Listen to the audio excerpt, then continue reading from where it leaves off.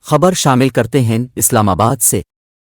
تحریک انصاف کے چیئرمین عمران خان کا کہنا ہے کہ بظاہر ماشاء اللہ جیسی صورتحال ہے اور ملک آرمی چیف چلا رہا ہے۔ Chairman P T I Imran Khan نے برطانوی ریڈیو کو انٹرویو میں کہا کہ پاکستان میں جمہوریت بہت کمزور ہو چکی ہے اور بظاہر ماشاء اللہ جیسی صورتحال ہے۔ میرا کہنے کا مطلب یہ ہے کہ ملک کو آرمی چیف چلا رہا ہے۔ ملک میں جمہوریت کا مستقبل روشن ہے کیونکہ 70% ووٹ بینک رکھنے والی پارٹی کو ایسے اقدامات سے نہیں روکا جا سکتا۔ انہوں نے کہا کہ تشدد ہو تو حکومت کو کریک ڈاؤن کا بہانہ مل جاتا ہے۔ ہمیشہ اپنے کارکنوں کو پرامن رہنے کی تلقین کی ہے۔ بڑے ووٹ بینک والی پارٹیوں کو امن اور الیکشن چاہیے ہوتے ہیں۔ تشدد کا راستہ وہ اختیار کرتے ہیں جو الیکشن سے خوف زدہ ہوں۔